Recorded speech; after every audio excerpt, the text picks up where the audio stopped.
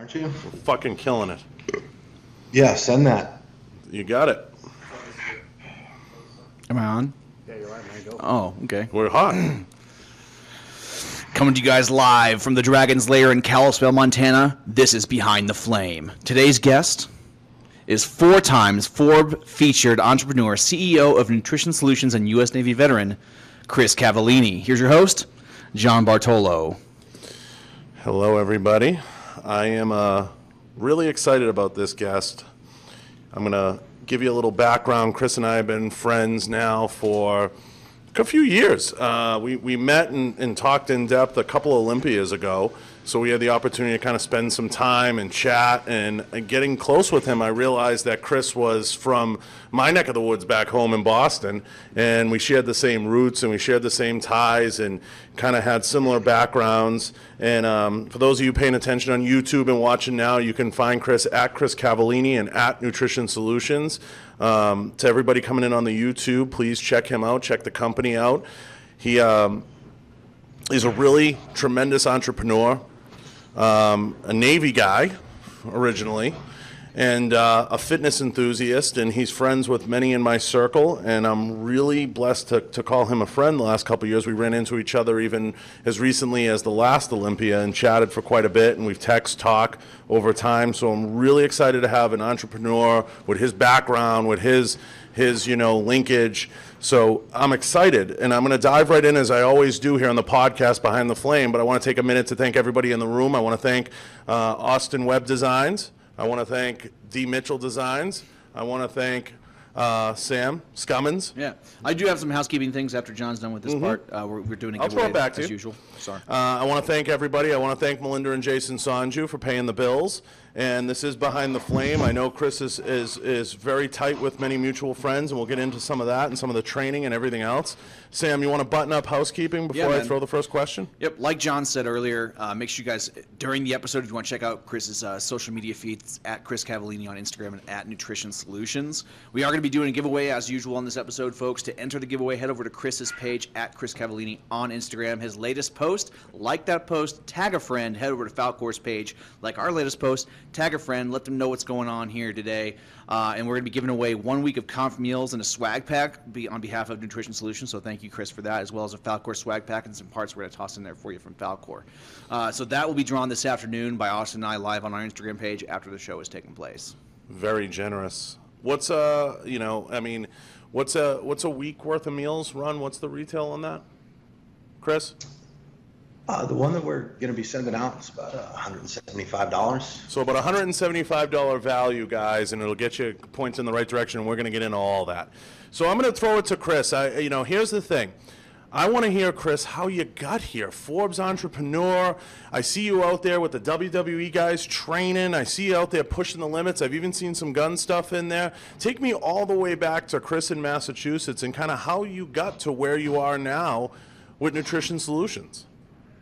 Yeah, well, first of all, thank you, John, for having me on, guys. Appreciate the opportunity and definitely the nice intro there. Of course. Basically, I'm from Boston, born and raised. Didn't come up, very conventionally, shall we call it. I was actually arrested 17 times prior to my 18th birthday, where, up in the city where I grew up in the inner city, things are a little different there. Like it's rough, and it can be hard and unforgiving. And my mom had me when she was 16. She had some problems. She was a drug addict. My dad actually took off when she was pregnant, so he wasn't around. And ultimately ended up spending some time in foster home, group homes, and didn't really have the discipline or structure or kind of normality of a childhood that led me down the path that I started to walk. And I've been through some stuff. I mean, everybody has at the end of the day, but I know what it feels like to have to steal clothes out of the lost and found at school, dirty clothes, mind you, just so I'd have new clothes to wear. And know what it's like to have to steal food because I didn't know when my next meal would come. As a result of the less than traditional circumstances I had growing up, I developed some anger issues, resentment issues, whatever other kind of issue, or whatever other word you want to put in front of it. I had that issue. and just started acting out, in high school. My behavior started to get progressively more erratic, and ultimately, as I said, I started getting arrested. I started getting arrested a lot, and it got to the point where the state of Massachusetts essentially gave me an ultimatum that I could either join the military or go to jail for 7 months. Sobering. So basically after I graduated, about a month after I graduated high school, I subsequently joined the military, where I spent the next some of the most exciting years of my life as a Navy deep sea diver. That experience, that community, that opportunity really helped. It really helped me, a kid with my situation and circumstances. It was just with the doctor ordered, so to speak. For the first time, I had some structure in my life. I had, discipline began to, be taught and imposed, on me. And I was around people that were, a lot more experienced, a lot better, than I was in the community. And, I had the privilege of working with and for, some very highly decorated, members in the military. So they saw, something in me at the time that I didn't necessarily see in myself. And, I had a couple guys mentor me that basically had come up, in the inner city, and,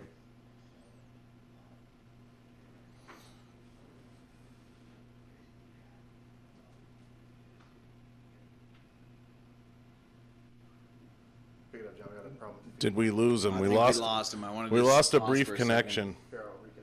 See if we can reconnect. We'll get him back there, but basically Chris was going over his background. A little bit, and we'll dive a little bit more into that as well, because I think there's a lot more down there. I want to know a lot more about the turning points that he faced in his life. And I'm already blown away. When we pull him back up, I'm very interested in hearing more, especially the arrested 17 times, then jumps into deep sea diving. Before he was 18. Yeah. Yeah, and then the deep sea diver thing too is really interesting, because I know that's a pretty technical job field to work in. So there's a lot of, obviously, with what Chris does now in his life, he's very intelligent and analytical about things. So that's not surprising that he was able to excel in a job field like that with the skill and knowledge required to be a deep sea diver. Yeah, I mean, I'm kind of blown away already. So let's hurry up and get him back. Are we working on keying him back up? Yeah, man. It says connecting. Okay, Chris, if you can hear us, we're working to get you back up Still as soon connecting. as possible. Yeah, maybe we can joggle the internet a little, Chris. But that's already super exciting. So those of you on YouTube, let's get to housekeeping real fast. If you're on YouTube, stay on YouTube. Please share this on YouTube. We're going to be giving away Nutrition Solutions meals, $170 value, swag pack from Nutrition Solutions, and swag pack from us. So we're going to reconnect with Chris. We just lost him briefly. No big deal. We'll pull him back up and get this rolling again. But really, already some eye-opening stuff. And this is what we love to have on the podcast, are these types of individuals that have these ties to the communities we love and have these great stories. Yeah, this is going to be really good. So it's already kind of piqued my interest. So to go from that to Navy deep sea diver, I am really excited. And that's the story you don't hear very often anymore. I mean, it was a lot more popular, I think, back in the early 20th century, early 21st century here in the U.S. was you've done a lot of bad things in your life, and you have the choice to either go to jail or join the military. Yeah. It's catching me on my phone, dude. Let me check my Yeah, it's gonna be awesome. We're gonna pull him back up on the computer now. But in the meantime, Melinda and Jason walked in. Hey guys. Ta-da-ta-da! They can't see you right now. They can't see you right now, but they're in the room. They can hear you. No. So Melinda and Jason are in the room. They just stopped in. Here we go. Chris is coming back. So. Hey, sorry about that, guys. No, it's okay. We lost you at the court. Gave you an alternative. You go into the Navy. You deep sea diving. You're making it happen. And so basically, at that point, I started to, turn things around. I had structure. I was starting to learn discipline. I had purpose. And, the military taught me a lot. It helped me grow up. It taught me, how to live my life a little better and how to be a just better man, if that makes sense. That does make sense. When I was 23, after, my 5-year enlistment, came up, I decided to get out. And, that turned out not to be the best decision for me. Ultimately, I, kind of lost the structure and lost the discipline, that I had, and went to, knowing exactly where to be and what to do and, all that, to not having any of that. I was, on my own again and kind of deviated back to, some of my old habits and way of doing things. I started, working in a strip club, which, was a horrible, toxic environment for me, just being around. Just the atmosphere, just the energy, it just wasn't good. And, I disliked it immensely. I was drinking at work just to deal with the fact that I had to work there and getting in a lot of fights with the customers, messing with the girls. Ultimately, hated that so much I quit to become a drug dealer, true story. And then, over the next, 6-7 years, I that's exactly what I did. I was a drug dealer. I was a drug dealer for a long time, for the majority of my 20s, and basically, not a lot of people will admit that. Yeah, it's powerful. Powerful, very powerful. Yeah, I lived a life that I was very carefree and didn't have any worries. I was making cash and so just going out all the time and just didn't have a worry in the world for a while there. And ultimately, as I got a little older, now I'm in my mid 20s, and drug dealers hang out with other drug dealers. A lot of my friends started getting in trouble, getting sent to prison, and my best friend ultimately got sent to prison, and that was a huge wake-up call for me, and really the straw that broke the camel's back, and made me realize that I absolutely needed to start making some changes. I mean, on top of the fact that people I knew were going to prison, and I was kind of forced to think about the reality of, if I didn't make some changes, that's exactly where I would end up. I just got to a point, guys, where I was just physically fucking nauseated with what I was doing. I was living a lie, which there's so much stress in that. When you meet somebody, it's, hey, how you doing? I'm Chris. Oh, what do you do? And then I had a cover story, whatever, that I would say, and I just got to the point where, when those words came out of my mouth, it just made me feel just absolutely disgusting. And I committed to making some changes. I committed to raising my standards and creating a better life. And, long story short, it's this wasn't very long ago. This was 7 years ago. I started the company in 2011, kind of the tail end of. Before you get to the resurrection, Chris, let me stop you there for a quick second, not to cut you off. I want to come back. People don't realize, and you and I are from the same streets, and I want to put it in perspective for everybody.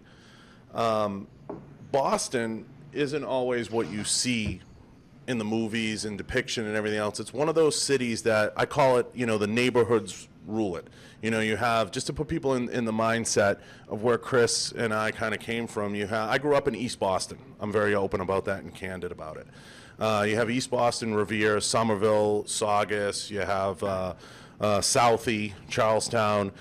They're one of those cities that Chris and I could go back and we could probably see the same 5 friends sitting on the corner. You could probably 100%. Find them. You and I we know the Chinese food restaurant they're in every night. We know where they are. We know what they're doing. They're drinking at the same bar.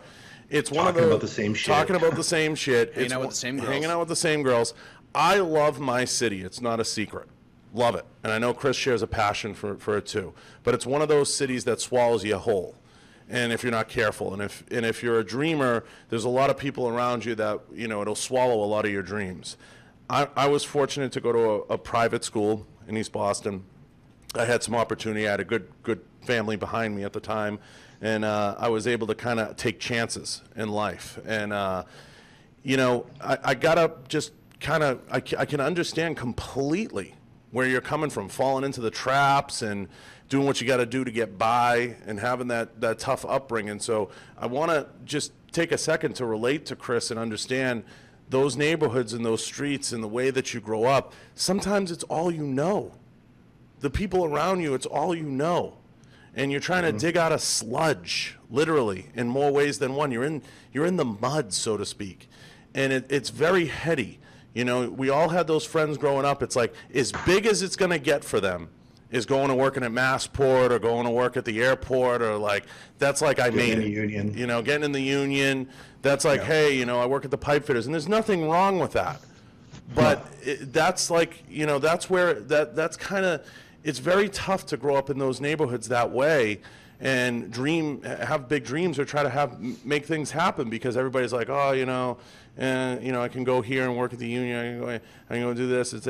And you fall into traps, and the fast buck Dude, becomes, it's impossible to have dreams there. Yeah. And honestly, I honest to God mean that, because the people you surround yourself with 100% dictate your mindset. And, you know, up there in those neighborhoods, in those streets, in, you know, the lower income, or, you know, even like, you know, the middle class, you know, areas, people don't talk or think like that. So you're not just going to get up one day and start thinking about these lofty goals. It's fucking impossible. And honestly, it's not just there. Like, I believe that, you know, most people, 95% of human beings never move like within like 5 miles of where they grew up. And I think that that's a huge opportunity missed, because, you know, they come up thinking a certain way about the world and the way that it works. And, you know, that's all influenced by their surroundings, by the people that, you know, they're around and they're exposed to. And, you know, it wasn't until the best thing I did was not necessarily leave Boston, you know, to join the military. It was never go back, because I had a lot of friends that joined the military the same way I did, left, got out, and then ultimately went back and either fell into the same shit or got even fucking worse. Yeah. So now you transition, you get back into the shit a little bit. It's, you know, you're working at the strip clubs and all that stuff's going on and all those influences on you.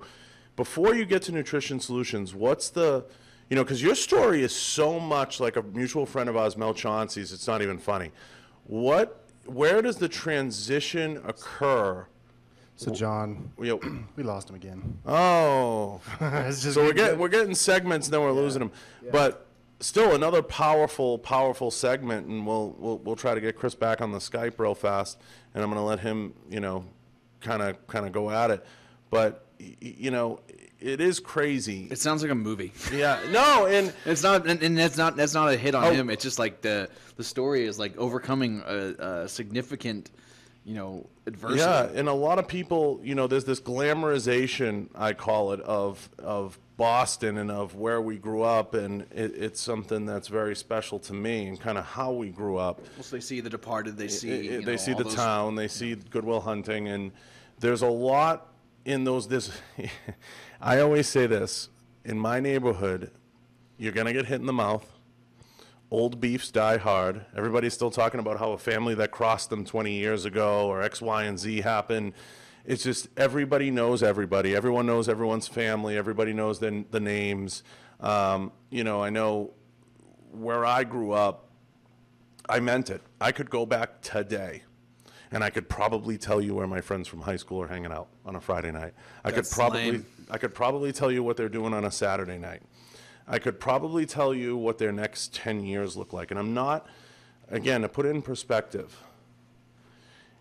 it's one of those things that it's just a very predictable outcome in life if you don't break the prediction. So I don't want people to misconstrue what I'm saying or twist it or anything like that. You can, you know, when you grow up in a neighborhood, you can lead a very predictable, you know, existence if you're not careful. Would you say, that's interesting, that's a really good insight on that. Would you say it takes a certain type of person to overcome a situation that they've, you know, lived in for a certain period of time, or can anyone do that? It just takes the mental fortitude to have the self-actualization that you need to make a change yourself, and no one else is going to do it for you, or what do you think? It's a great question, Sam. I think that we all go through bouts of mental duress, okay, whether it's through relationships or where we come from or what's affected us. And for everybody, it's different. For some folks, like I said, whether it's if you're in the military or you're in law enforcement, that affects you, whether you're in a bad relationship, things like that. I try to maintain perspective all the time of kind of where my life is, where I want it to go, things I want to accomplish. And you just have to say to yourself, it's not that bad. So you had a bad relationship. So what? Everybody does. So you had, whether it's a friendship or a girlfriend, so you had a bad upbringing, right? Mm-hmm. Okay. You're going to make it. If you keep moving forward, you're going to make it. You're going to get through it. Now, some people don't get through it, the whatever it is that hits you, okay? They just don't get through it. And they're content to just maintain. They fall into traps, or they fall into maintenance, and they say, this is as good as it's going to get. Yeah. They reach a point of contentment. And that's fine. Some of it's fine. For some people, that's whether it's raising a family, whether it's getting a job, whether it's playing it safe, whatever it is. We see it a lot now, particularly in the Leo community. You get a lot of guys, they got to do their 20 years, and you know, but they want bigger. And it's very hard because departments make it so hard for guys to grow within that infrastructure and grow beyond. But now, today in 2018, it's so easy to have a side hustle. It's so easy to have things going on because of all the access we have. You can manage a business. You can manage a business from your cell phone now. So I would say that a lot of people just don't think a lot out of the box. They get in the box, and they're kind of trapped in the box. They're like, hey, it's me in a nutshell, hey. And they're trapped in that box. Getting out of that box can be the most difficult thing, whether that box is having a bad job, having a bad relationship, having a bad family atmosphere, being young and just not being ready to make the leap. A lot of people use excuses like finances, I'm overweight, or this or that. Busting out of that is very tough. It's very tough to just strip it all down and say, I don't have excuses anymore. Yeah. I'm not going to fall into those traps. So I think what Chris is getting at, and he's gonna highlight it a little bit more, is he fell into these. He was in boxes, whether that box was working at a strip club, having the alcohol, the drugs around him, whether it's having the bad influences around him. He fell into a box, and sometimes you just don't have that straight edge razor or that blade to cut out of it and just kind of say, I'm better than this, or I can do better than this, or this isn't going to define me. My biggest thing, I'll give a personal example real quick before we get Chris back on. My biggest Derek's thing, working diligently over there. He's like slamming, panicking. My biggest thing is, I look back and I do a lot of reflection, and I make mistakes. Yeah. I'm not immune. I make a lot of mistakes. It's very tough for me, especially in my relationships, friendships, things like that. People I take in, I trust. The hardest thing for me is choosing the right people and choosing the right people to put around me. Yeah. As I've gotten older, Sam, I will say this. I've become more and more careful with how I and who I put around me, because there's a lot of people that just will put you down, will keep you down, will influence you, will make something seem cool that's not cool, and they put you in a bad spot. And as you start to work hard and you want to elevate your game, I mean, you know my life at this point, Sam, is very regimented. There's not a lot of cracks. Yet people still find a way. If you want to do something with John, or you want to have some sort of, if you want chicks out there, if you want a relationship with John, you need to schedule that shit. It's funny because in friendships and everything else, I've just been really careful, because even people I don't have a relationship, I don't know them. And it's fun. It's funny because Rob Bailey said something to me that stuck with me last week. I said, hey, this guy was mentioning, and he said he knows you, and he goes, who knows me? Because right away he's questioning, I'll determine how well that person knows me. You know what I mean? So I think people put a lot out there thinking they know a person, and you have to just be so careful. And people think I'm being short with them, and they think I'm being cute with them, whether it's over DM or it's over. I mean, I've grown light years in who I choose to put around me and who I keep around me, because that influences you so much. You just need to realize that someone may not be being dismissive of you or even being intentionally rude. They're not trying to do that. What they're trying to do is you realize that there's a certain amount of people that individuals will let into their lives to a certain extent. Does that make sense? Like there's certain levels that you can reach, and there's only a certain amount of people that you let to that level. Even for you, Sam, I mean, you're coming up in the business, and you're getting where you want to be. It goes beyond, and 717 Tactical says you just have to keep real people around you. It goes beyond even real people. Yeah. It starts out, you hope at the most basic level the people are real. As it gets more advanced, I have people that are my friends for years, and they're kind of trying to cut your throat when the opportunity arises. And then I have people that meet me for 10 minutes and they talk like they're my best friend. And I think, and even Sam alluded to personal relationships, people can't even keep things personal anymore. Yeah. The minute they know something about you, they want to run off and tell everybody. I share very personal relationships with some very, very influential people with large communities behind them. And I'm so careful who I let around me. And I think, what Chris is getting at a larger level is who he chooses to put around him. Well, we had a conversation, actually Jason and Chris had a conversation before we went live today. Yeah, we were on for about a half hour.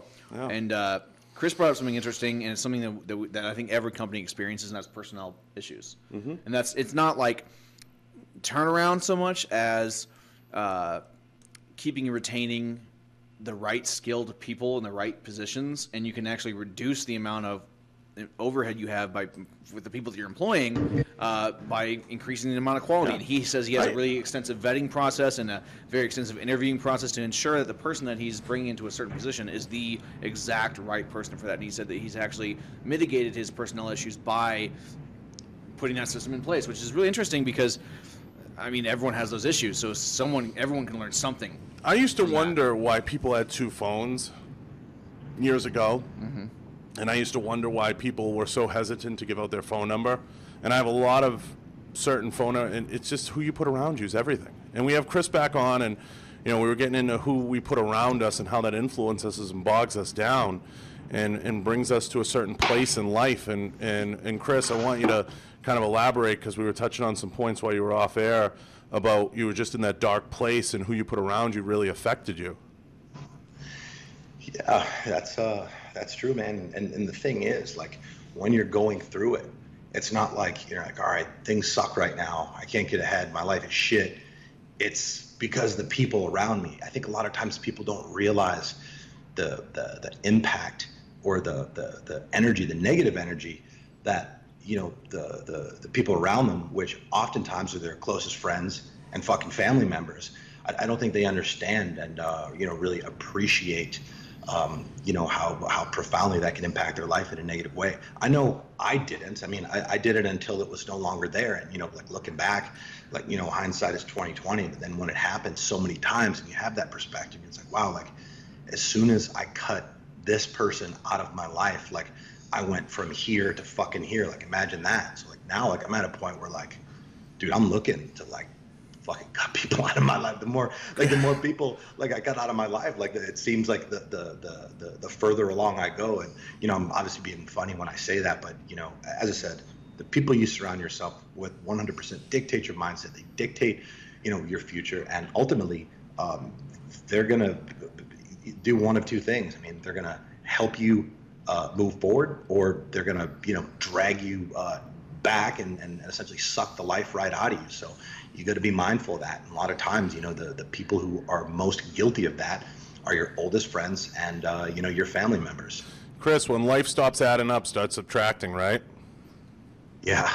And those quotes, all these things, like, you are the whatever, the five people, and what you just said, dude, like that's real shit. That comes from somewhere. And again, I think it's very, very difficult for people to put that together and realize like, oh, well, I don't really have negative people like around me per se. It's like, okay, that's fine. They might not be negative, but are they trying to fucking win?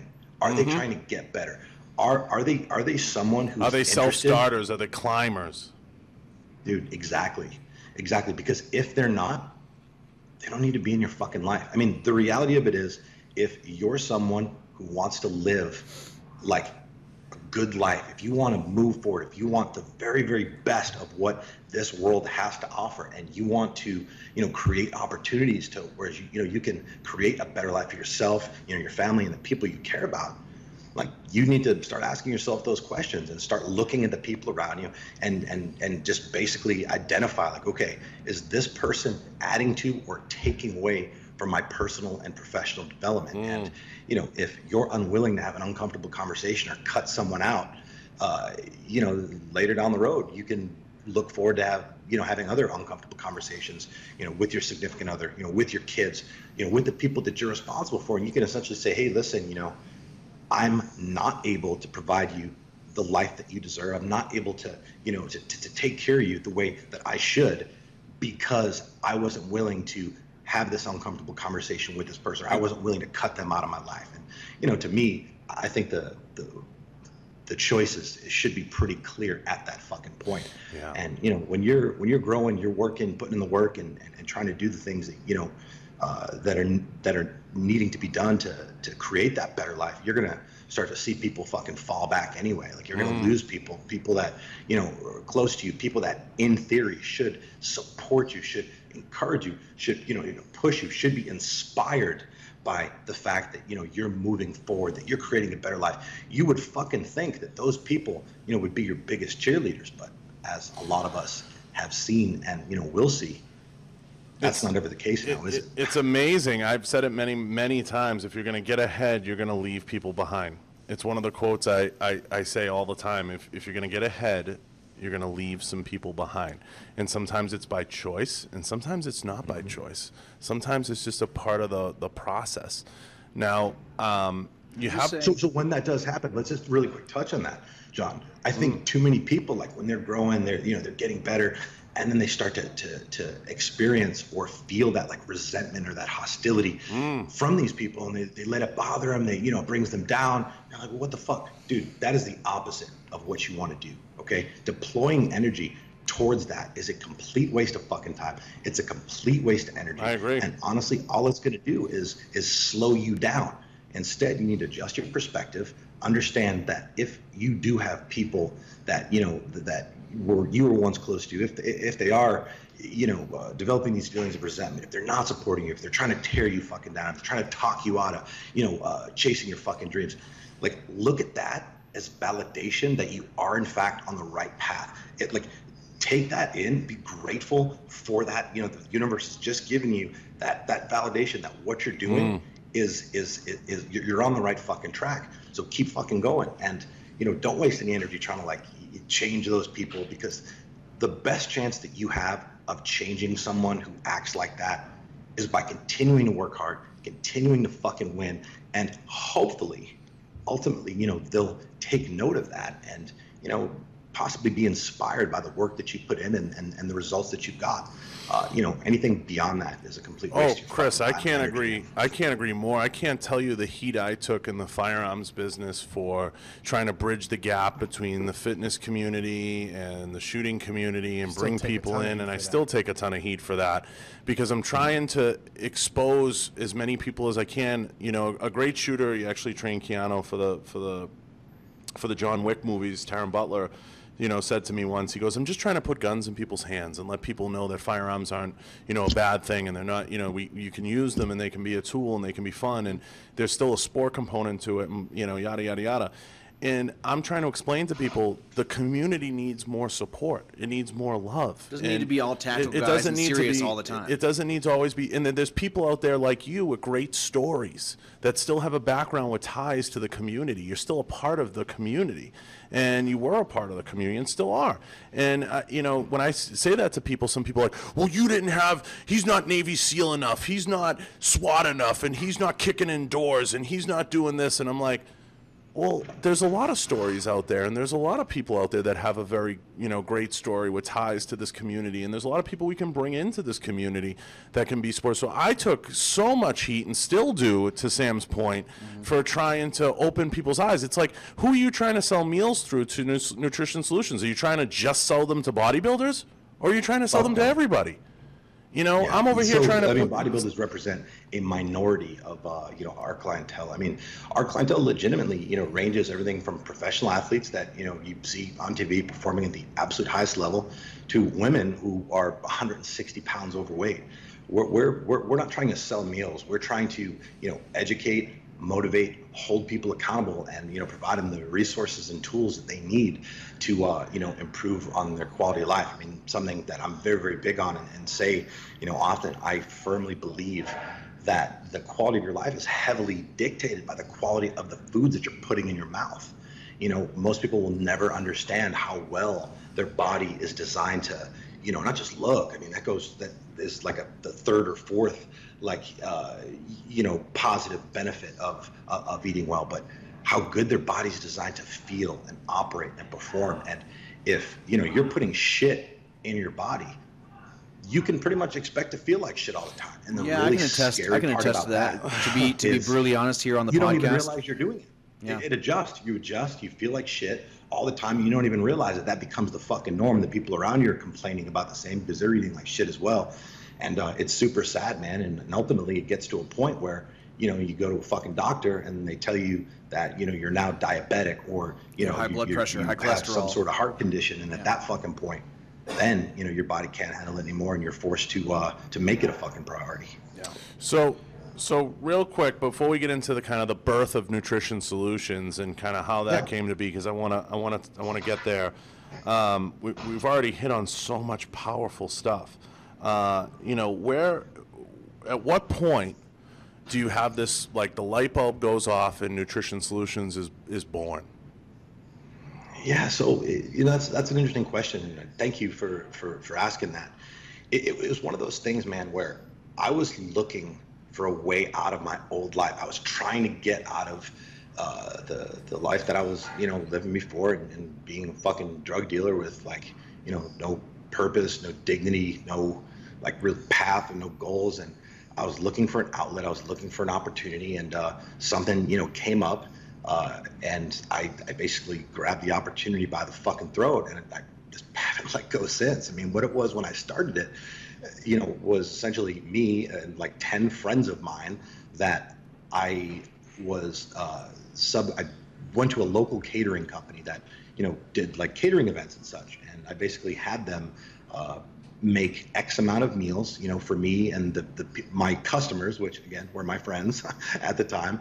And I bought the meals from them and then flipped them for a profit. I mean, that's how it all started. And it, that didn't require, a certain sort of investment. It didn't require a business plan. I've never written a fucking business plan in my life.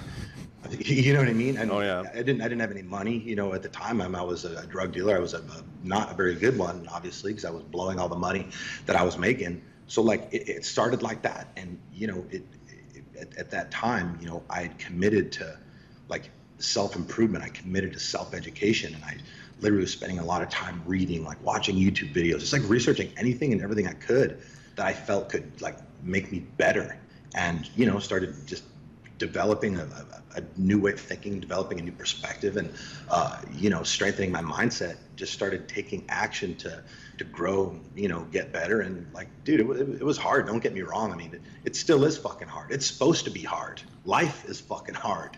There was a lot of trials and tribulations, adversity. I mean, there's multiple times that I was on the verge of shutting my company down because I didn't think that I could fucking take it anymore. 3 years ago, which was 4 years into my company, things were going really good at the time.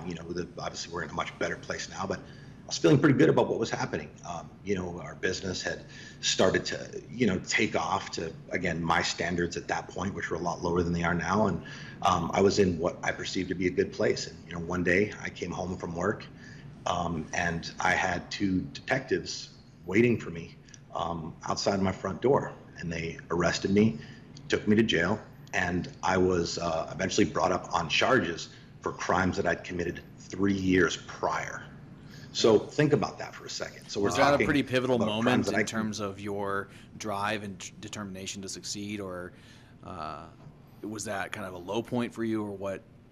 Sorry, continue. No. That's so. again, 3 years after I'd exited my former life, karma caught up with me, as it always will. Like I sold, anabolic steroids for a lot of years, and I made a lot of money doing that. And ultimately, it caught up with me. I mean, karma, you can't escape it. And honestly, that situation was, without question, the most difficult thing that I've ever had to deal with in my adult life. Because from the time that I went, from the time that I was booked, to the time, ultimately the process unraveled itself, the time I went in for sentencing, the offer that the state of Florida, or the hard, firm offer, was 24 months in prison. So basically, I had walked away from, my former life, started creating a new life, was doing, pretty good with my business, had, got very active in the community. Philanthropy was a huge part of my turnaround, so to speak, of me kind of, turning my life around and getting on the right path. So had a lot of ties to the community, a lot of good things, were happening. And then just like that, I have to answer for things that I'd done at that point 3 years prior. And, from beginning to end, they brought me in and they wanted me to cooperate. They said, like, listen, you have a lot to lose. You've got this business, you have these employees, you need to help us, and all this will go away. And that wasn't something I was willing to entertain. I respectfully told them that there was no way that I could possibly even think to destroy someone's life because I wasn't able to take responsibility over my own actions. So they don't like when you do that. They don't like when you tell them no. And they came at me hard, man. And I went through a very extensive legal process. And, all the money that I had at that point and then some went into my legal defense. That took a lot of energy away from my business. So my business went backwards. And ultimately, it got to a point where, the day had arrived and I was to be sentenced, and I had to full on prepare my life to essentially where, I didn't think that there was any way that I was not going to prison. How long I was going to get was in question, but essentially in a 2-week time frame, I had to do everything that I could to prepare my life personally and professionally for the very real, very strong possibility that day I would walk in that courtroom and essentially be escorted out and escorted to the state prison. And I can't even tell you guys what that entailed and what that did to me mentally, emotionally, psychologically. I mean, it sucked the fucking life out of me. Yeah, terrifying. Doesn't even begin to describe it, I think. Yeah, it was fucking insane. At that time, I realized that, I could bounce back from that. If I go to prison for 2 years, I'll come out and this will be part of my story. I'll add this to my story. It'll make me better. I'll turn this into some sort of like just catalyst to just help more people. And, I kind of sold myself on that narrative. And then, the thing that I had a hard time accepting was if I did go to prison, there's no fucking way my business would survive. Yeah. And, there was a lot of people at that time, well, a lot of people, there was like 12 or 13 employees, I had at that time that were relying on me for income to support themselves and support their families. And that really, it hurt me, man. It hurt me really deep. And I felt that I had a moral responsibility and obligation to take care of them, to take care of my team. And, I fought, man. I did everything I fucking could leading up to my sentencing to be prepared. And, the day that I showed up, there was about 100 people waiting outside the, this is always gets a little emotional when I think about this, but, there's about 100 people that were outside the courtroom there to support me. That's and awesome. I remember walking up, like just how just uncertain I felt, just terrified, and just seeing that like just made me feel good, man. It made me feel like, like although I was there to answer for crimes that I had in fact committed and a lot of bad decisions, a lot of wrong that I'd done in the world, it made me realize that I was in fact on the right track. You were already a different person at that point. You'd already changed and improved, Yeah. And the fact that you recognized, the fact that you could recognize that you were taking accountability for your own past actions, and there were so many people there that were behind you and supported you through that difficult time, just a credit to your character and the journey that you'd been on up to even that point. I mean, that's just, that's pretty awesome. That's really awesome. And then I went in and in a shocking turn of events, the judge actually, she asked my attorneys if she could address me in front of the courtroom. So, here I'm like, all right, here comes the fucking lecture, and the judge looked me dead in the eye. She said that she had taken the time to review my mitigation packet, which is basically like all the letters and such from like people personally, professionally, like charities, different individuals that had written, on my behalf to support, me and give a testament on my character. She said that she'd reviewed, my mitigation packet, the entire thing. She's very familiar with where I am now and the things that I'm doing, the contributions that I've made in the community, the people that I've helped. And she said that, in all her time, on the bench, she's been on the bench 25 years, that she had never seen something so impressive. And she actually congratulated me for turning my life around and doing the things that I'd done to essentially rehabilitate myself. And that is the purpose of prison. When people get sent to prison, the goal, the primary goal, is rehabilitation. And the judge had felt that I had essentially done that on my own and decided not to sentence me to prison. And I got off with, a year of probation. And it was a defining moment in my life, because I full on realized that at that point, I was on borrowed time and I should have been in prison. And I realized I made a commitment to myself. I made a commitment to my team. I made a commitment to the people, that I had around me that showed up that day, that I was going to do everything I could every single day to, not only move my life forward, but to invest a profound amount of energy into bringing the people around me up with me. And, from that day on, I literally kicked it into high gear, turned it up a notch. And it was after that my circumstances really started to change. I mean, that was the end of 2015. And, I went from, I was fucking broke, in debt at that point. My business was about to, my business was not in good shape. I just, just beat that case, so to speak, if that's what you want to call it. Now here we are in 2018, things are well, man. Like, our company's doing good. I have an awesome fucking team.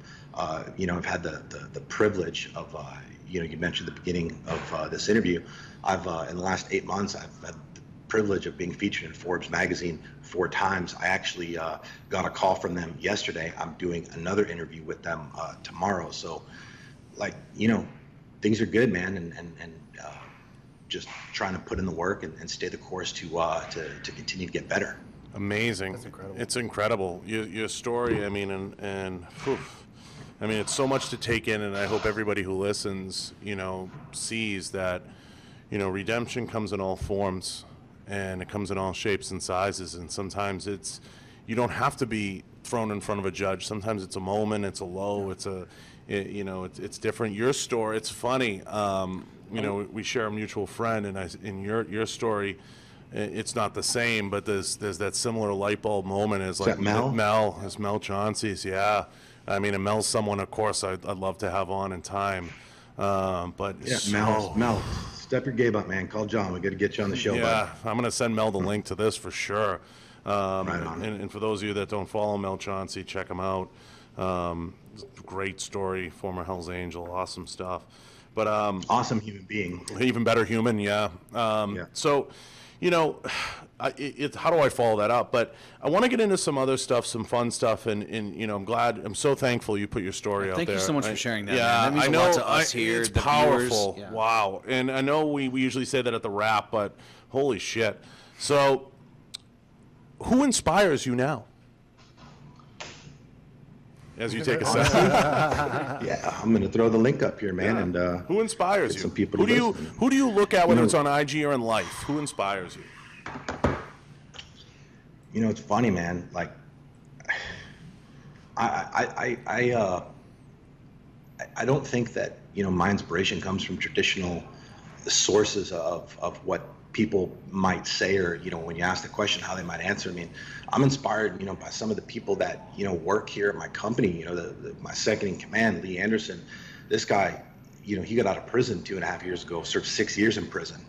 Now he's killing it, not only with my company, but with his family and just as a human being. I mean, he juggles so much here with, the day-to-day operations with the team, as a leader, and then, goes home and takes care of his girl, takes care of his 2 kids, got a 1-year-old baby.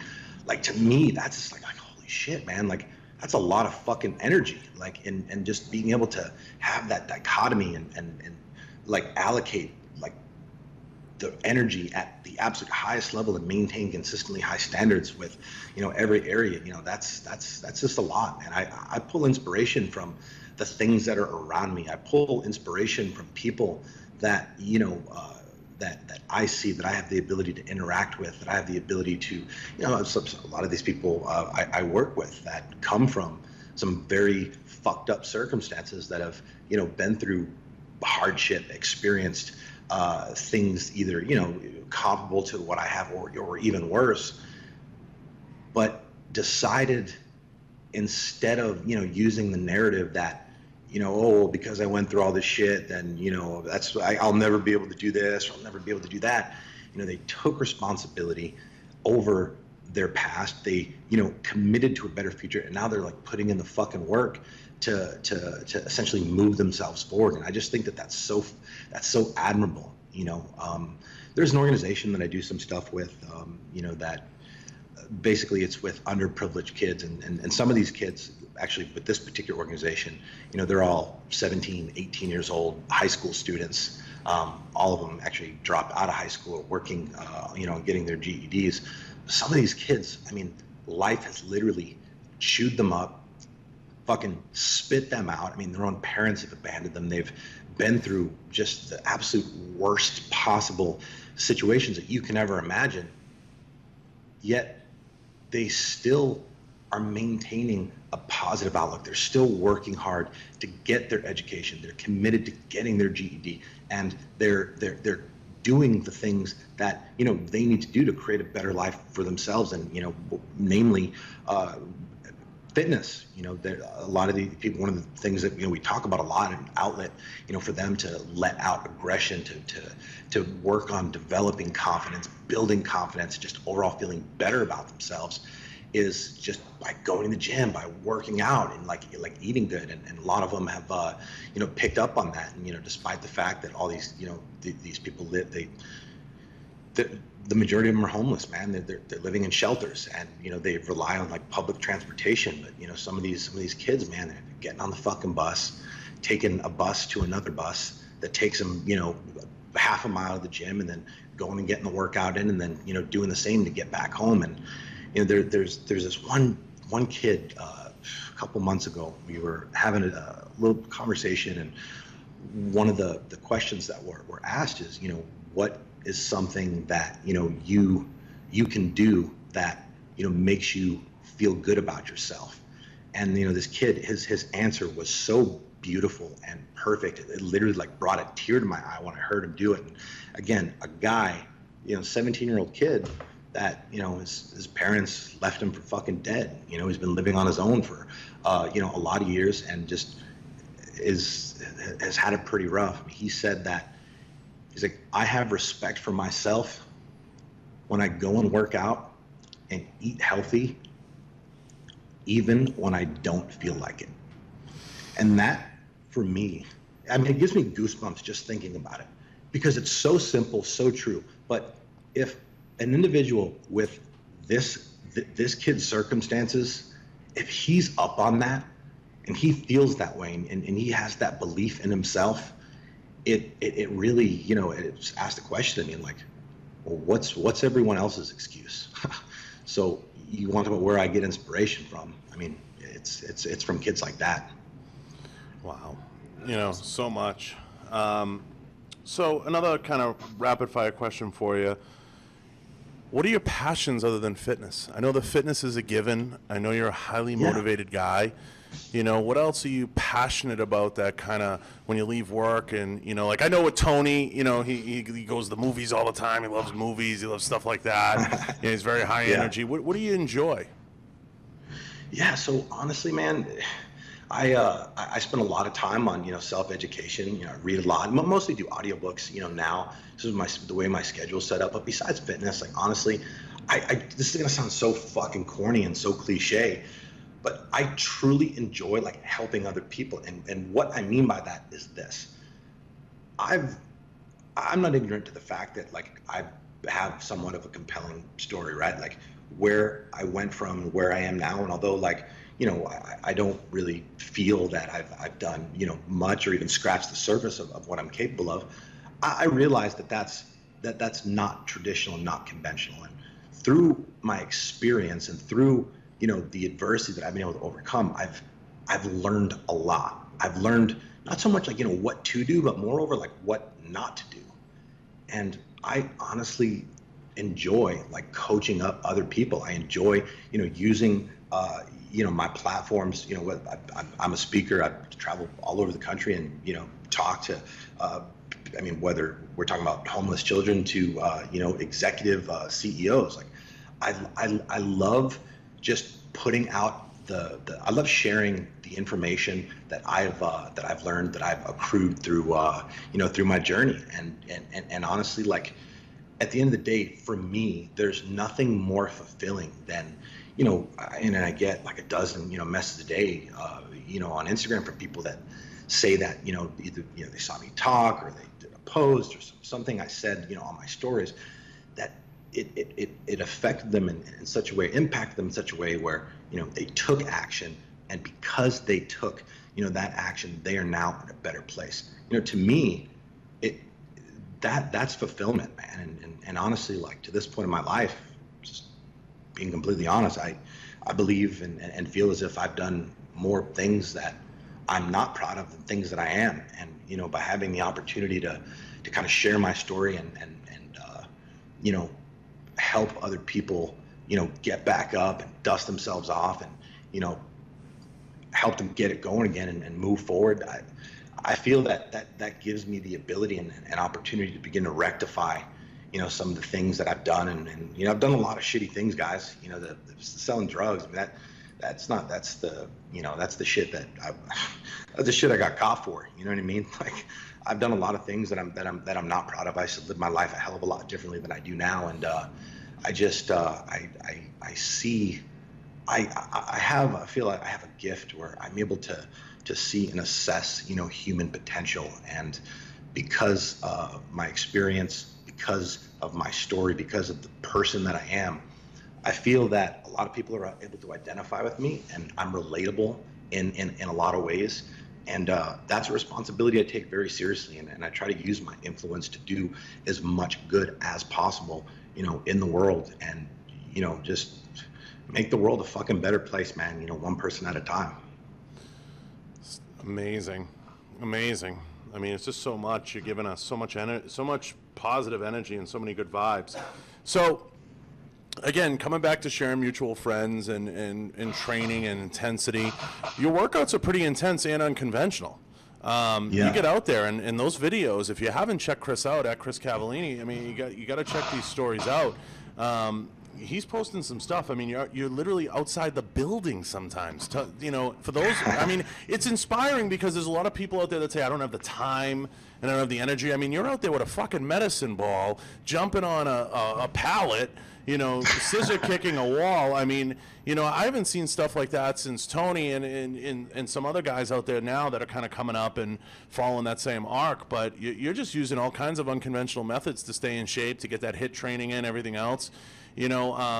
What is it? It's just like, fuck it, I'm going to get it in, or Yeah. Well, I mean, to even be like mentioned in the same sentence from a training perspective as Tony, like I don't think I'm worthy of that, but I do appreciate the reference. But basically, I mean, like I'm a human being just like everybody else, and I think people who train, a lot of the same issues they run into and the things they end up complaining about. It's like, oh, I've hit a plateau with my work. Oh, I can't get motivated when I'm in there. It's like, okay, well, why is that? I mean, a lot of people are doing the same fucking workouts they've been doing since the Clinton administration, right? They're eating the same fucking way, doing the exact same exercise, doing the exact same rep range. It's like, dude, you got to fucking change it up. And that's with everything, man. If you want to grow, you have to change. And I'm not just talking about physically, I'm talking about literally in any area of life. So I like to train like that because it's diverse, right? It's always something different, new energy, new environment. And, of course, it's really fucking difficult. And honestly, through, my journey through a lot of crisis experience, hitting rock bottom on, too many fucking times that I care to even recall, I've realized that, the more hard things you do, the easier your life actually gets. The hard path is always the right path. And there's zero exceptions to that rule. So, I found that by training hard, doing the HIIT training, like, flipping tires, doing like box jumps, burpees, and just crazy shit that makes me really, really fucking tired. I found that gives me, an opportunity to work on, not only my fitness, but just, my mental toughness, my discipline, right? Which, I believe discipline is the key and the foundation to just success in anything. So, when you're doing training like that, the benefits for it are just absolutely limitless. And, I think if more people did it, they realize what, I'm talking about right now. And I think a lot of people don't do it because they go, oh, I don't do that. It's like, yeah, you don't do that. Like, why don't you do that? It's like, oh, I hate burpees. I hate box jumps. I hate, whatever, fill in the fucking blank. We hate things that we're not good at, right? It's like, how do you get better at something? You fucking do it. So go out there and do it. And honestly, like, you'll quickly get to a point where you actually start to enjoy it, because not because you love doing the burpees, not because you love, getting to the point where you feel like you're gonna fucking throw up, or, like your heart's about to beat out of your chest, but because of the other positive consequences that come along with it. And, I highly, highly encourage anybody that's hit a plateau or that's simply looking to step their game up. Like, start using those battle ropes, start flipping the tires, use the sledgehammer, swing around some fucking kettlebells. Look on YouTube. I mean, you can literally find tutorials on anything on fucking YouTube. We're in 2018. There has never been a better time, like, to be alive and take advantage of fucking resources, most of which are free, mind you, that can help you, get to the fucking next level. The problem is most people are just too fucking lazy to do that. What do you think of social media? As far as what? All things. How it affects people, how it changes people from a fitness perspective. What are your thoughts on it? So, I try to stay positive and focus on positive things. So I think that social media can be an amazing resource for people to take advantage of and learn from people that are, proficient at things that they aspire to be proficient in as well, right? But again, you can learn a lot about someone by, like, seeing, like, who all they follow. Like, what is your time and your energy? Where's your focus going into? Like, are you looking at things that are, consistent with personal growth, with goals, with business development, with personal development, with, developing discipline and higher levels of mental toughness and such?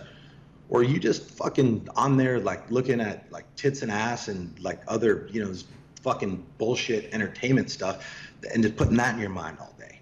Because if you are, if you're looking at, if you're utilizing social media for entertainment purposes, only, like, dude, that's a massive vulnerability and a fucking weakness that will 100% prohibit you from moving forward. I just recently did this. I just recently, like, went through, like, my social media and just, like, deleted, like, a couple hundred, people on there that, like, and it was nothing personal. They might have good pictures, they might have good content from an entertainment perspective, but I don't want to put any energy, like, in my life, in my bubble, in my head, that does anything but, like, make me better in some fucking way.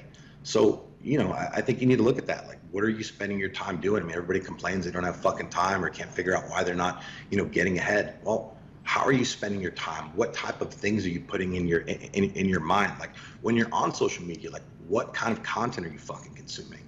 And, the other side of it is the people look at, the these fitness influencers or like celebrities, these fucking massive followings that are like, basically showcasing the highlight reels of their life. And, they're looking at that stuff and like making themselves feel like shit about the fact that their life isn't set up that way. And it's like, dude, you don't even realize like that. that's what they choose to put out there. I mean, let's not forget how many fucking celebrities, how many musicians, people that are perceived to be killing at the highest level are committing suicide, every year, right? Let's not forget about that shit. It's a highlight the reel of reality the of best it- part of your Go ahead. day. It really is. From a Yeah. from like 100 photo shoot, you take the best one. You Right? take you take the hero shots of the day, and I've said this a million times, Chris. People don't realize you when you're on social media, even yourself, myself, sometimes a little comment of like, people just got to be nicer, and a comment like, yes. like, hey man, awesome job, or hey, I love what you're doing, or that's really inspiring. I tell people all the time, who you choose to follow and who you choose to say, I like that content, is going to influence you so much. You have to be very careful. We talk about circles, and social media is a circle too. It's an extended circle, but it's a circle nonetheless. Yes. Who you choose to put around you in that, even that social media circle, is going to influence you. You may see an image, a photo, something that I went from, like, you see those people, they follow 2,500 people. Now I'm down to Yep. like 777s. I keep it at 777s, or you see it go to 776 once in a while. There's a, obviously a tie in a 1776 there. But I'm very careful who I hit follow on and who I support now. And the amount of people that I try to weed out now, even on social media, because I don't have the time for the drama and the bullshit. And it leads me to my next question of, how do you, we all have haters and we have people that talk shit. How do you handle haters, or what's your perception of haters?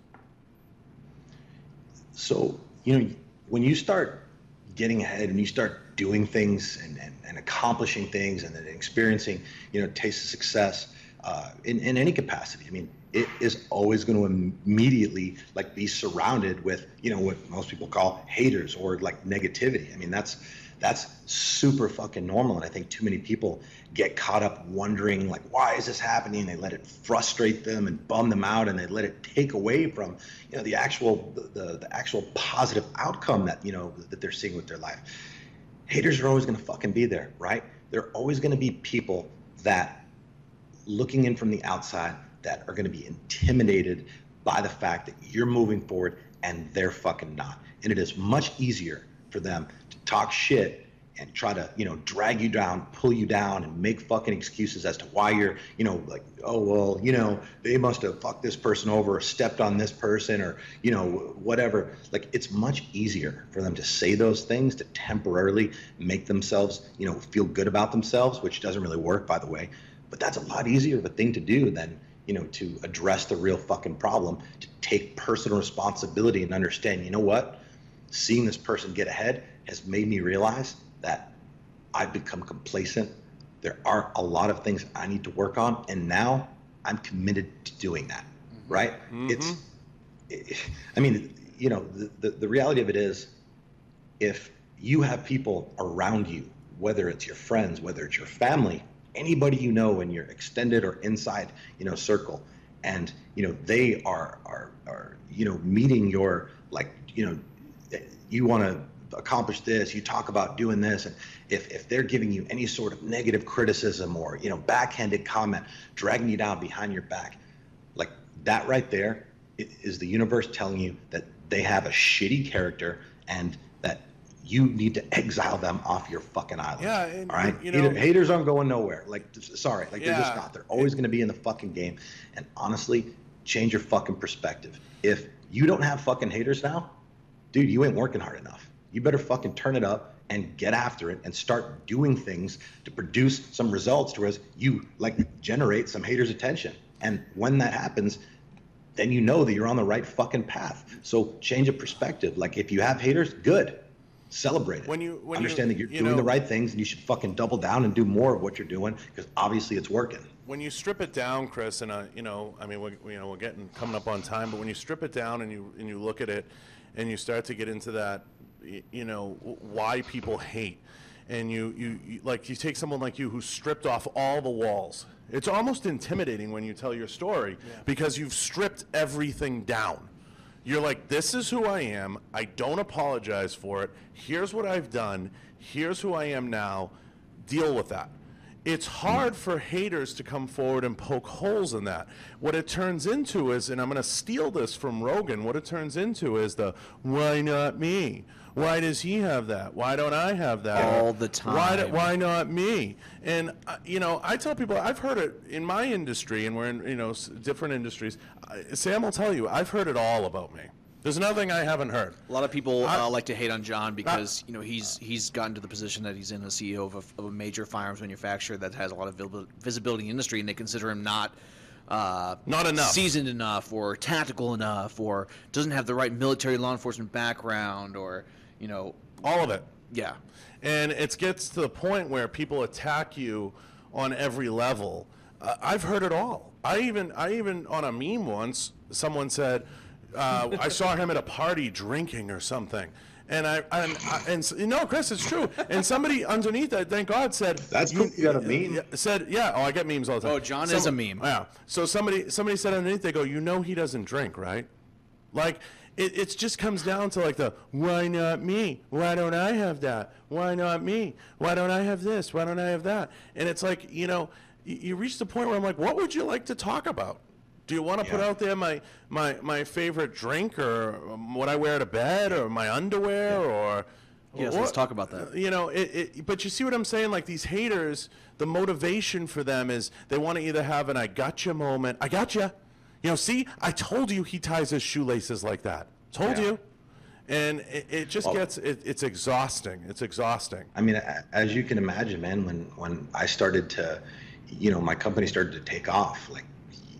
There was a lot of criticism, a lot of things that were being said, about like my past and the fact that, my company is just a front for like an even bigger like operation, and that I still was doing what, I had been doing before. And, a lot of people didn't want to take me seriously. And I get that, man. I get that. I had to earn, a lot of respect and prove myself to a lot of people.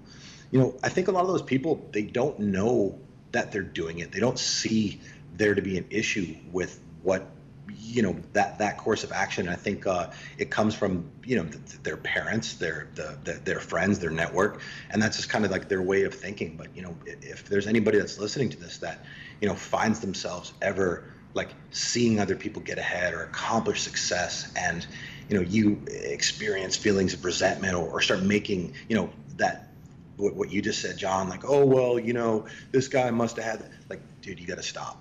Like, you just have to stop, and you have to understand that is a clear indication that you have a character issue. It's projection. They're projecting their own shortcomings. Right. And the beauty of that is, just like any other issue or any other problem, you have the ability and opportunity to correct it. I'll tell you, 35 years, man, I've been on this planet. One thing that, I know for a fucking fact is you can tell a lot about a person's character by the way they, act or react when they see other people accomplishing success. I personally, whether I know somebody or not, John, you remember, I was freaking on your balls in Vegas about how impressed I was with the transformation. And that came from a genuine, authentic place. It not only did you deserve that because you earned it, dude, it feels good to support the success of other people. It feels good to acknowledge the hard work that people put in. And honestly, when you do that in an authentic, genuine way, like, you start attracting more success into your own life as well. That's just the way the world works. But, if you're making excuses, if you're tearing people down and, essentially, trying to, negate or, undermine, demean other people's success, basically you're announcing to the universe that, you don't like winning. And, as a result, the universe will see to it that, you don't fucking win. So, you got to change your perspective, man. Change your perspective. Understood that. Change the way you look at the world. The world ultimately will change the way it looks at you. Exactly. I give zero defense to haters, right? And I give zero defense to those types of guys. But it comes back to what I said, whether it's on social media or in life, who you choose to put around you and who you choose to hit follow on and like and support is very powerful. And if you support people that can't lift people up or can't say congratulations or good for you, regardless of whatever issues they may have had in the past or whatever they've gone through in life, you need to really check yourself. You need to take a long check, and you need to look at it. I've nixed out an 86 people in my life and hit delete and got rid of them just because of them posting or putting negative vibes out there. I'm like, I don't want to be a part of this. I'm good. You know, I'm all set. I just can't be a part of it. And, you know, you kind of, water seeks its own level. And the reason, if you want to become a millionaire, you hang with millionaires. You want to be a billionaire, you hang with billionaires. You want to put good people around you, good things will happen. You want to make good happen in life, go out and find good charities, good things to participate in, and put good folks around you. A lot of people start with church. That's a great avenue. They go down the religious route. That's a baseline.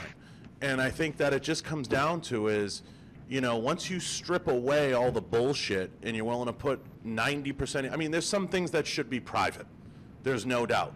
But you take somebody like you who's put 90% of it out there. There's certain things we all keep private, and people need to understand that in social media. Not everything is for public consumption. We're not running for office, but yet we're public figures. That's why it's very hard, things like defamation, certain things, you know, it's very hard to get any of that stuff to stick because it's so, you know, you're in the public eye. I get it. But at the same time, there should be a certain amount of respect for what people have accomplished or done. I mean, a lot of people get into, you know, you look at yourself out there training, and we're going to get into, you know, you get all these WWE guys you're training with.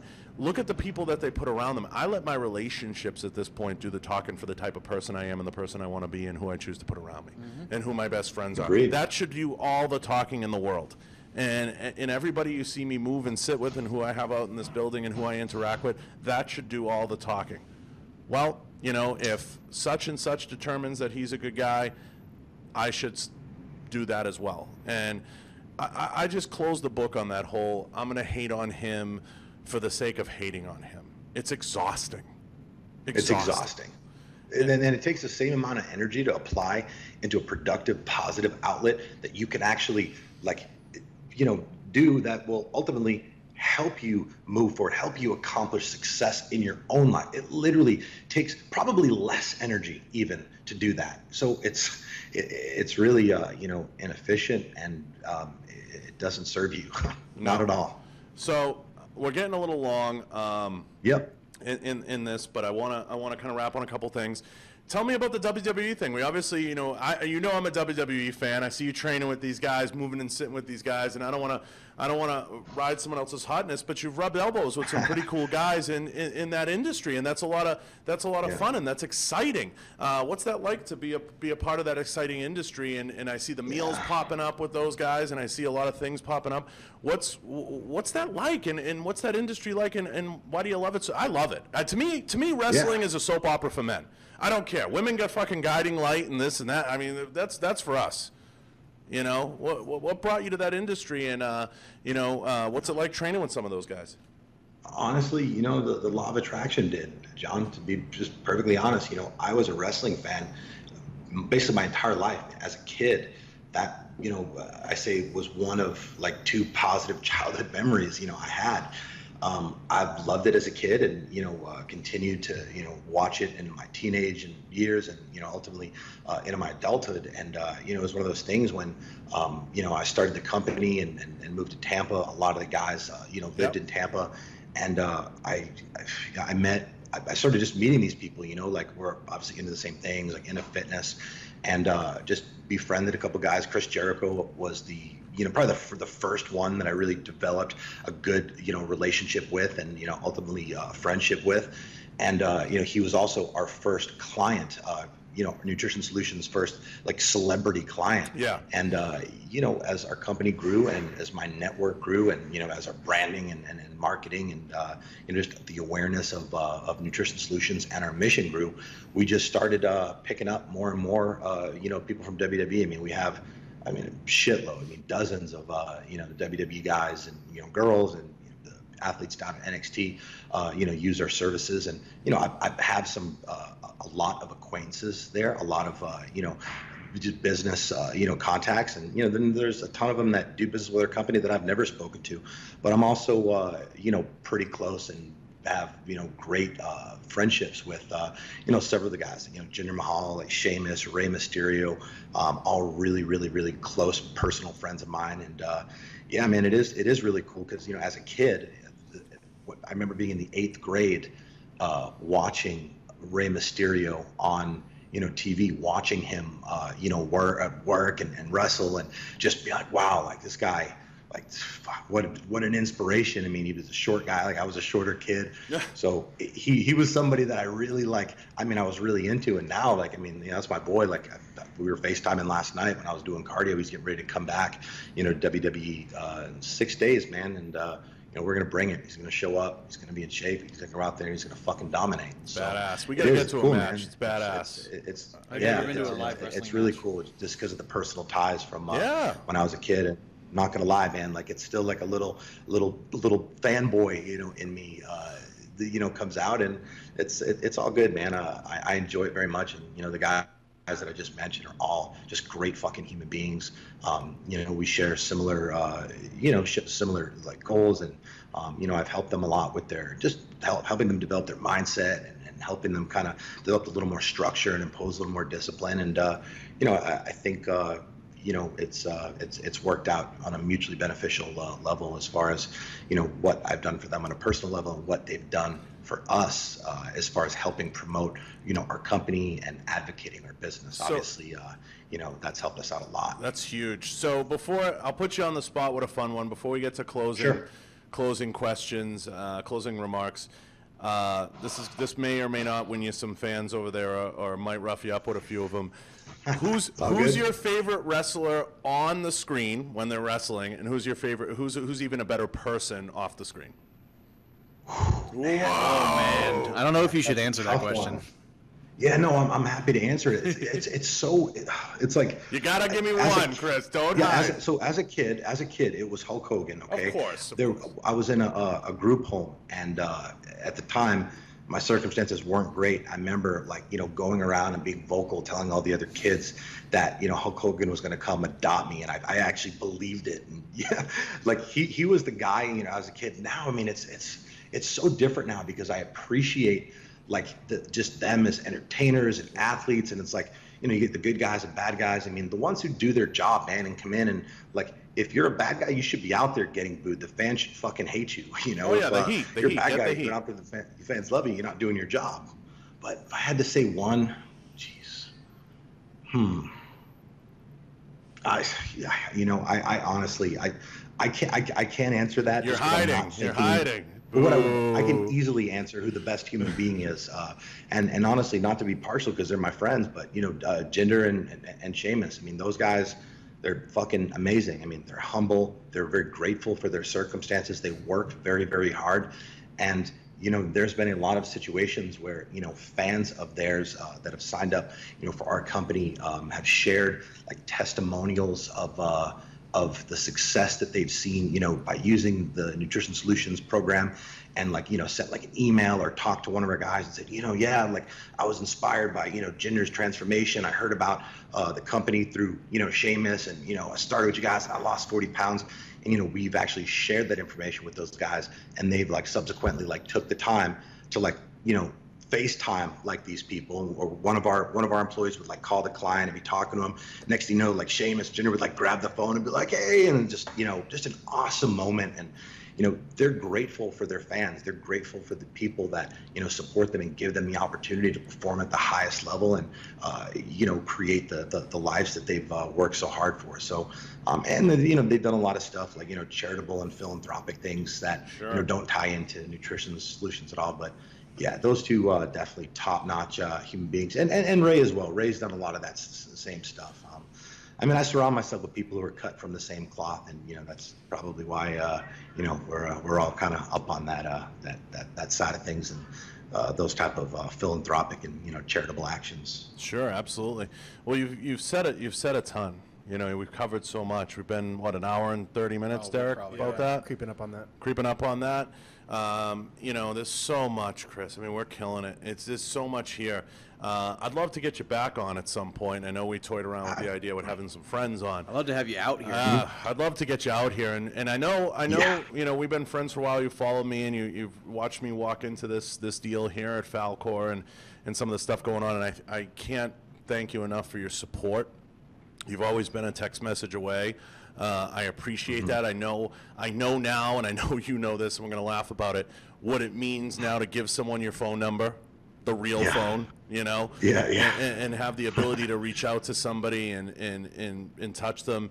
And I can't thank you enough for your friendship, for your time here. I know you're busy, and we had some technical difficulties, but I apologize for that. That was my fault. It's both sides. We're glad to work it out. But, you know, you've said so much. Sam, in the closing, we'll get to all the ats, but what do you want to plug? Where do you want to send people? Give us all your ats and give us your shameless plugs. Yeah, I mean, honestly, what do you got going on coming up? With any of the stuff I said, you can find me at Chris Cavallini on Instagram, you know, and Facebook. The company's Nutrition Solutions. But honestly, I mean, the only thing I'd like to close with is just, John, you know, guys, like, thank you so much for this opportunity. Thank you for, you know, just this interview was great. I enjoyed talking about it, and I'm really happy with what you guys are doing. And John, I'm proud of you, man. Like, I have known you for a few years, and there has been a remarkable come up with you, physically, you know, mentally, obviously, professionally, and brother, like, keep doing what you're doing, man, because there's a lot of people, you know, myself included, that, you know, are inspired by, you know, the things that you're doing and the progress that you're making, and just fucking stay on it, man. No, I appreciate it. We all appreciate it here. It means a lot, you know, as the leader of this boat, or the captain of this boat. We all, it means a lot, and we're looking forward. Actually, we're gonna pick a winner on some meals. We're gonna change somebody today. The winner is me. Yeah. No, we're looking. I'm gonna take care of you guys. Yeah, you don't have to worry about I'm gonna it. get Chris our address, and we'll all be eating Nutrition Solutions. We got a great guest, a couple fitness people coming in. Tony will be here next week. I'll have Chris get some meals out. We'll all be eating them. So, thank you again, Chris, not just for coming on. Thank you guys, but for your friendship. And thanks for sharing your story with and everyone. Sharing that story, and it's huge. And we're behind you 100%. We love what you're doing over there. I have had the meals in the past. They're delicious, and I'm looking forward to the next go around. It's been about a year since I've had them, so I'm looking forward to it. Well, I look forward to your feedback, man. Sure. I'll have the team send some stuff over, man, and let us know what we can do better. I'll get you the shop's address. You know, you can do better is just keep making them taste more and more like cheesecake, like real. Can you make that chicken parm taste like a cheesecake? If you could make if you could make Lucky Charms healthy, John would. Can you make Lucky Charms make you healthy? a billionaire just from himself? Seriously, because I'm fat kid at heart. But no, thank you again, and we appreciate it. I'm going to kick it over to Sam for closing remarks, and Chris, I'll talk to you right after, I'm sure. All right, fellas. Yep. Thanks again, Chris. Hey, we want to thank Chris Cavallini for being on the show of Nutrition Solutions. Make sure, again, to head over and give them a follow at Chris Cavallini on Instagram and at Nutrition Solutions. We are doing a giveaway, like John said. That's a week's worth of meals from Nutrition Solutions and some swag from them. So thank you so much for that, and some Falcor swag. We'll do some mag extensions, some other hard parts in there as well, guys. To enter that giveaway, head over to Chris's latest Instagram post at Chris Cavallini. Like that post, tag a friend, tell them where you found us. Head over to the Falcor post. Our latest post on Instagram, rather. Yep. And make sure you like that post, tag a friend. Head over to the iTunes podcast app. This is important, guys. This really, really helps us out with our metrics and whatnot. Leave us a review on the iTunes podcast app. Drop your Instagram handle in there, and we'll make sure that we pick a winner from that list. So, like I said, thanks so much for watching today, guys. We'll be here next week with Tony. We got good guests, yeah. Tony Seminot and Clint Hansen from Ballistic Advantage. So really, really big week coming up. We'll see you guys next Thursday on Behind the Flames. Thanks a lot for watching. One more plug. Wait. Sorry. Hey, so if you want to be in tune. Sponsors. No, well, sponsors too. But if you want to be in tune when we're going to go live, make sure you join the email list on the homepage of our website, falcordefense.com. Right on the homepage, join the newsletter. Are you wearing two sets of headphones right now? I am. It's ridiculous. Yeah, he's crazy looking. Sorry, I sponsors. Yeah, sorry. Based on the sponsors. We talked about sponsors beginning. We'll talk about it right now. Again, 221B Tactical, Kenzie's Optics, Bang Energy, Mark Bell Strengthcast. Mark Bell, of course, thank you to Slingshot and all the guys over there for jumping in, and Taurus now on board. Taurus. We're going to be doing Chick-fil-A. some Chick-fil-A. Chick-fil-A, Big Kalispell, plug to Chick-fil-A. specifically, yeah. Thank you to them, and I think that's and, Yeah, guys. and thank you to Blue Line Tactical again for all the swag and everything coming in last week. Ilio's been working hard behind the scenes. He's awesome. Yep. Great guy. If we missed anyone, email me directly and Scummins. with your grievances. Again, thanks a lot, guys. We'll see you next Thursday live at 11 a.m. Mountain Standard Time with Tony Sitman of Real World Tactical.